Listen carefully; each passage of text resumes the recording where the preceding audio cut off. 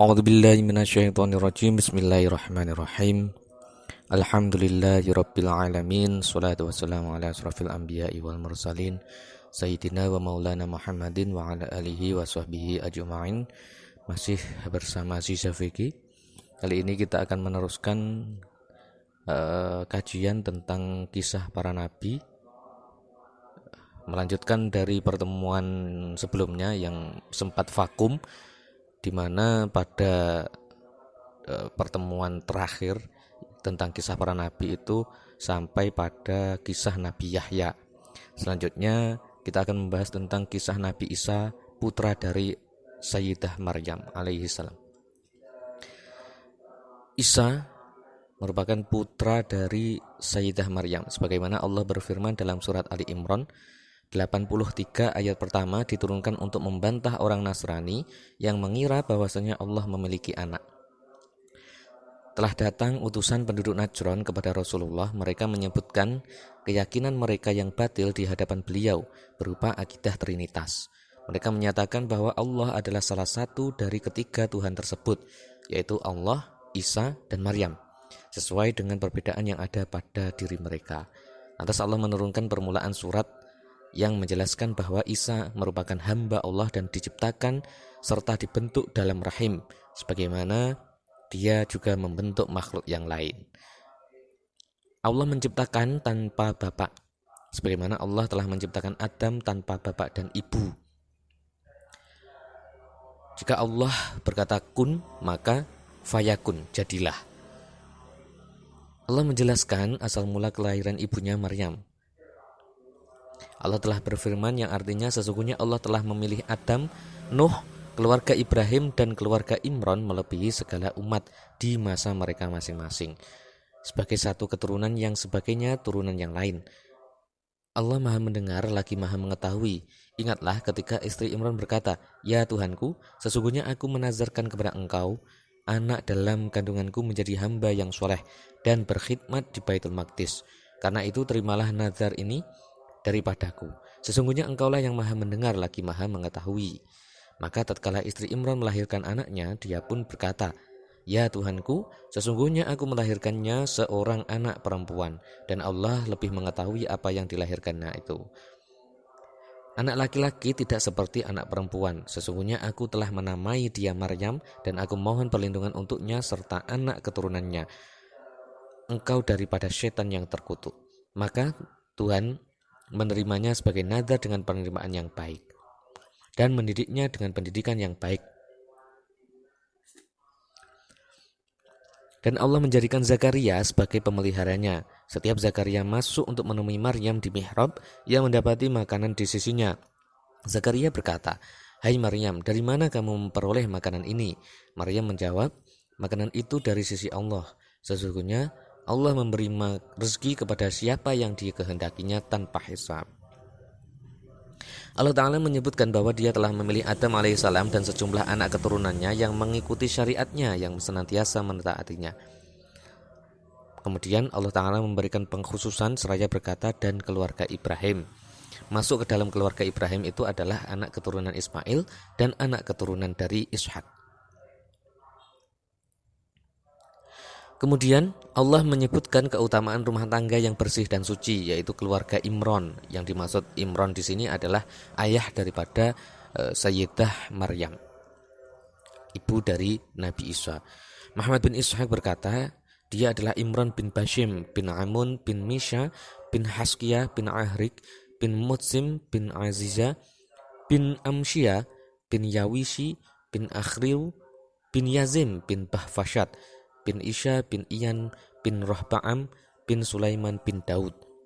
Abu Qasim bin Asakir kemudian mengatakan Maryam binti Imran bin Matsam bin Azir bin Ayud bin Akhnas bin Saduk bin Iyazus bin Yakin bin Aibud bin Ziyanjabil bin Shaltol bin Yuhaina bin Barsha bin Amun bin Misha bin Hizkiyah bin Ahas bin Mutsam bin Azriya bin Yuram bin Yusfat bin Isya bin Iba bin Rohba'an bin Sulaiman bin Daud alaihi salatu wassalam. Namun hal ini menyelisih apa yang telah disebutkan dari Muhammad bin Ishaq. bahwasanya tidak ada perbedaan dari anak keturunan Nabi Daud. Ayahnya bernama Imron, pemilik tempat sholat bagi Bani Israel pada zamannya. Ibunya bernama Hannah binti Fakut bin Qabil yang termasuk wanita ahli ibadah. Pada zaman tersebut Zakaria merupakan seorang nabi. Menurut jumhur ulama, Nabi Zakaria adalah suami saudara perempuan Maryam. Ada yang mengatakan bahwa Zakaria adalah suami bibi daripada Sayyidah Maryam. Wallahu a'lam bishawab. Muhammad bin Ishaq menyebutkan bahwasanya ibu dari Maryam itu merupakan wanita mandul. Suatu hari ia melihat seekor burung yang memberi makan anaknya. Ibu Maryam sangat berharap memiliki anak, maka ia bernazar sekiranya ia hamil, maka ia akan menjadikan anaknya tersebut sebagai pelayan di Baitul Maqdis. Para ulama mengatakan saat itu juga keluar darah haidnya. Ketika datang masa suci, maka suaminya menggaulinya dan akhirnya ia mengandung Maryam. Tertera dalam sebuah hadits hasan dari Samurah secara marfu bahwasanya Rasulullah bersabda, setiap anak tergadai dengan akikohnya yang disembelih pada hari ketujuh, diberi nama dan dicukur rambutnya. Dalam sebagian lafaz disebutkan wadumna sebagai ganti dari lafaz wayus sama.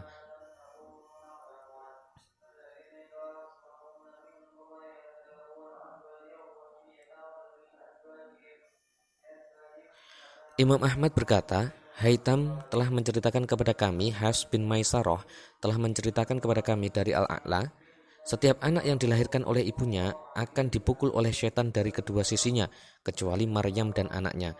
Tidakkah kamu memperhatikan bagaimana seorang anak yang menjerit ketika lahir? Para sahabat menjawab, benar wahai Rasulullah. Beliau bersabda, hal itu karena setan memukulnya dari kedua sisi. Hadis ini berdasarkan syarat Muslim, namun ia tidak meriwayatkan dari jalur yang telah tertera pada hadis-hadis sebelumnya. Setiap anak Adam akan dilukai oleh setan pada bagian sampingnya ketika ia lahir, kecuali Isa putra Maryam. Setan hendak melukainya, namun ia hanya melukai hijab.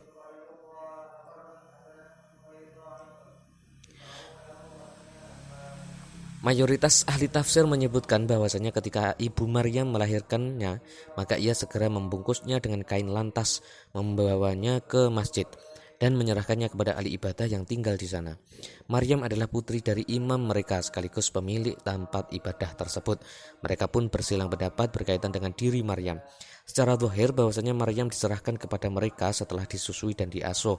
Setelah Maryam diserahkan kepada mereka, maka mereka bersilang pendapat tentang siapa yang akan memeliharanya. Pada zaman itu Zakaria adalah nabi mereka. Zakaria hendak mengasuhnya sendiri karena istrinya adalah saudara perempuan daripada Maryam atau seorang bibi. Sesuai dengan perbedaan pendapat dalam masalah ini, kondisi pun mulai memanas dan mereka menginginkan agar diadakan undian. Akhirnya nama Zakaria yang keluar sebagai pemenang, yang kemudian Sayyidah Maryam diasuh oleh Nabi Zakaria dan istri beliau. Mereka mengatakan setiap dari mereka melempar anak panahnya yang telah dikenal pemiliknya masing-masing. Kemudian mereka membawanya dan meletakkannya di sebuah tempat. Lalu mereka menyuruh seorang anak kecil yang belum balik untuk mengambil salah satu dari anak panah itu.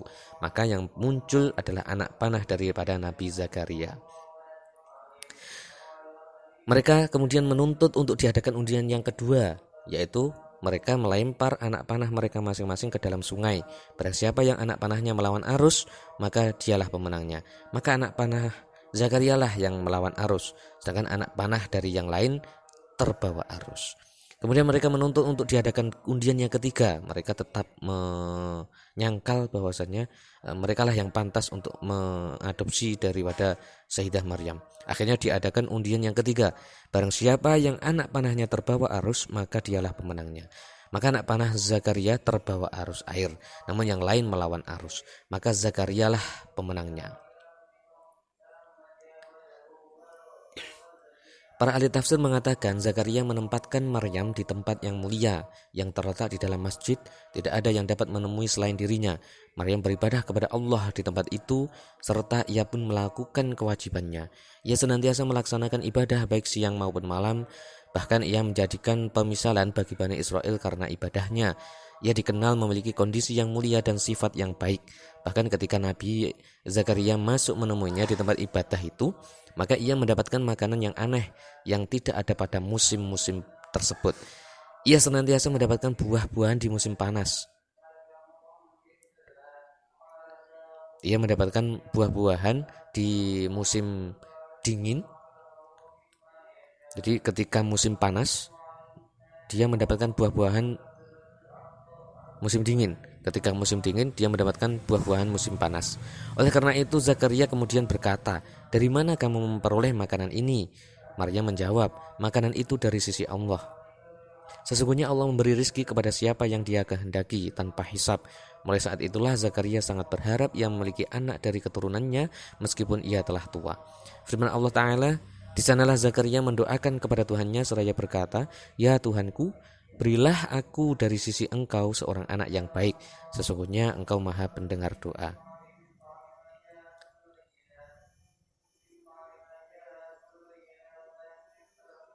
Allah Ta'ala menyebutkan bahwa para malaikat telah memberikan kabar gembira kepada Maryam bahwasanya Allah telah memilih dirinya dari sekian banyak wanita di zamannya.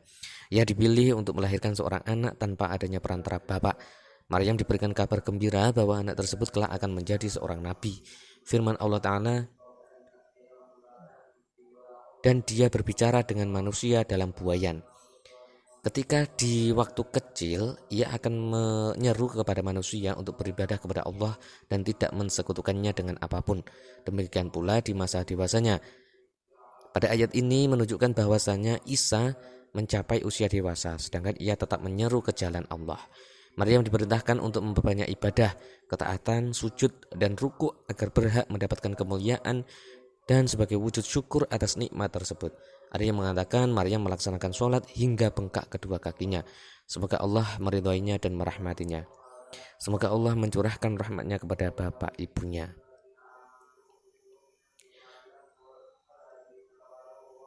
Para malaikat berkata, "Hai Maryam, sesungguhnya Allah telah memilih kamu, mensucikan kamu, dan melebihkan kamu atas segala wanita di dunia."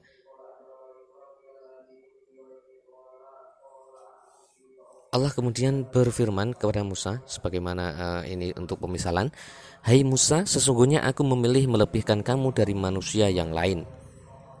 Telah diketahui bahwasannya Ibrahim alaihissalam itu lebih utama daripada Nabi Musa, sedangkan Nabi Muhammad alaihissalam lebih utama dari keduanya.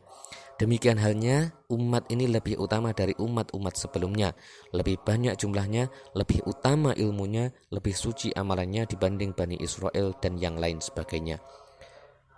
Boleh jadi firman Allah, "Wastafaki ala nisa'il alamin," dan melebihkan kamu atas segala wanita di dunia semasa kamu, ini bersifat umum, sehingga Maryam adalah wanita di dunia yang paling utama dari wanita sebelum atau sesudahnya. Sebab sekiranya ia adalah seorang nabi, sebagaimana pendapat yang mengatakan akan kenabian Maryam, Sarah, ibu Ishak dan ibu Musa, berdasarkan ucapan para malaikat dan wahyu yang diberikan kepada ibu Musa,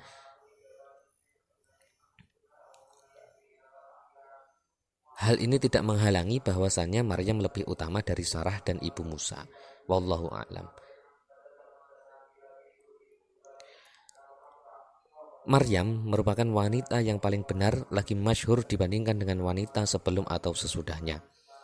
Ya, banyak pendapat yang mengatakan hal itu sebagaimana firman Allah pula dan juga para pendapat ulama, jumhur ulama.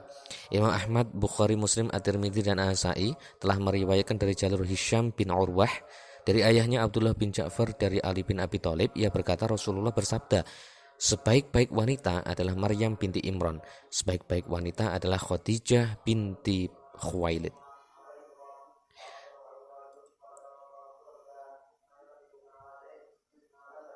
Diriwayatkan oleh Tirmizi dari Abu Bakar bin Zanjawih dari Abdul Razak dan ia mensahihkannya, sedangkan Ibnu Madawi meriwayatkan dari jalur Abdullah bin Abi Ja'far Ar-Razi serta Ibnu Asakir meriwayatkan dari jalur Tamim bin Ziyad, keduanya dari Abu Ja'far bin Ar-Razi. Dari Sabit dari Anas, ia berkata Rasulullah bersabda, "Sebaik-baik wanita dunia ada 4, yaitu Maryam binti Imran, Asiyah istri Fir'aun, Khadijah binti Khuwailid, dan Fatimah binti Muhammad utusan Allah." Maryam belum pernah menunggang unta sebelumnya. Ini sebagaimana dijelaskan oleh Abu Hurairah.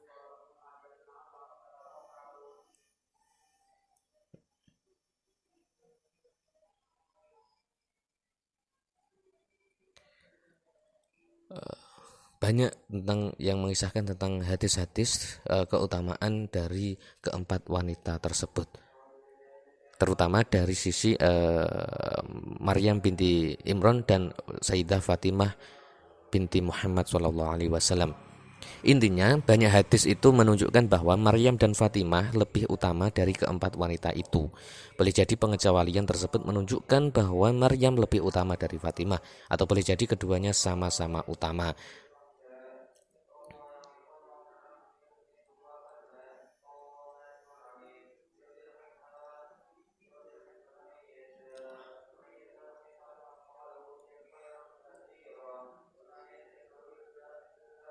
Adapun Fatimah binti Rasulullah memiliki keistimewaan dengan diberikan keutamaan dibanding dengan saudari yang lain, sebab ia merasakan hidup bersama Rasulullah sedangkan saudaranya yang lain meninggal di masa Rasulullah.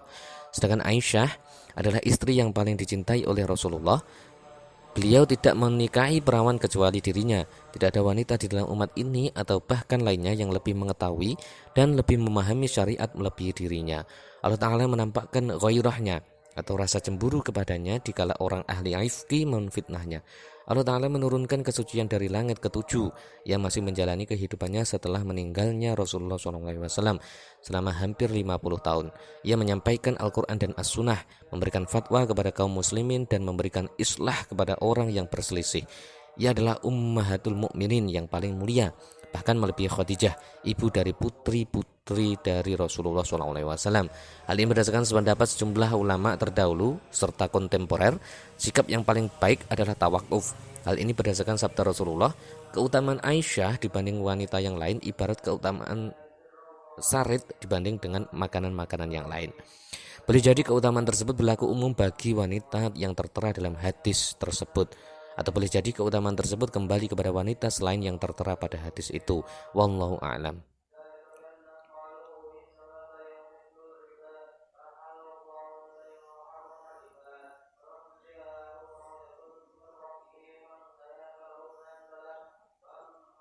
Ibnu Asakir meriwayatkan dari Jalal Suwaid bin Sa'id bin Muhammad bin Soleh bin Umar telah menceritakan kepada kami dari Ad-Dhahak dan Mujahid dari Ibnu Umar.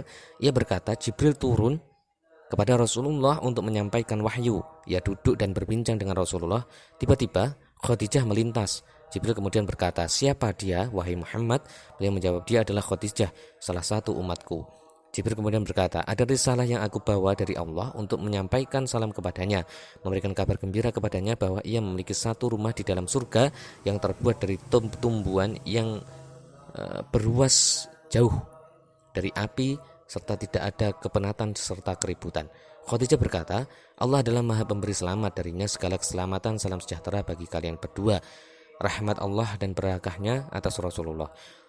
Rumah apakah yang terbuat dari tumbuhan yang berluas itu? Nabi menjawab, berlian. Rumah tersebut terletak antara rumah Maryam binti Imran dan rumah Asiyah binti Muzahim. Keduanya bagian dari istri-istri di hari kiamat. Salam atas Khadijah dari Allah, kabar gembira atasnya berupa sebuah rumah di dalam surga tersebut dari kayu berlian yang tidak ada keributan serta kepenatan. Ibnu Asakir meriwayatkan dari hadis Az-Zur'a Dimiski, Abdullah bin Suhaih telah menceritakan kepada kami, Muawiyah telah menceritakan kepadaku dari Sofwan bin Amr dari Khalid bin Sa'dan Al-Ka'ab Al-Khobar, bahwasanya Muawiyah pernah bertanya kepadanya tentang Sakhroh atau batu karang, yaitu Sakhroh Baitul Maqdis. Ia menjawab, Sakhroh tersebut berada di bawah pohon kurma, sedangkan pohon kurma itu berada di atas salah satu sungai surga. Di bawah pohon kurma itu, Maryam binti Imran dan Asiyah binti Muzahim menyusun mutiara penghuni surga hingga datangnya hari kiamat. Kemudian ia meriwayatkan dari jalur Ismail dari Ayyasi, dari Sa'labah bin Muslim bin Mas'ud, dari Abdurrahman dari Halid bin Mi'dan dari Ubaidah bin Somit dari Nabi senada dengan riwayat yang disebutkan di atas. Abu Zuhrah juga meriwayatkan hal senada. Itu merupakan kisah daripada Sayyidah Maryam dari proses sejarah silsilah keluarga, proses pengasuhan, serta bagaimana Sayyidah Maryam bisa hamil serta dipilih menjadi wanita yang melahirkan daripada Nabi Isa alaihi salam. Karena salah satu keutamaan dari Sayyidah Maryam adalah kelak beliau akan membimbing para wanita-wanita dunia yang telah masuk dalam dunia akhirat ke surganya Allah Subhanahu wa taala. Demikian kisah daripada Maryam. Yang selanjutnya akan dilanjutkan kisah tentang kelahiran Nabi Isa alaihi salatu wassalam. Tapi kali ini kita hanya membahas tentang surat atau membahas tentang kisah Siti Maryam. Demikian, assalamualaikum warahmatullahi wabarakatuh.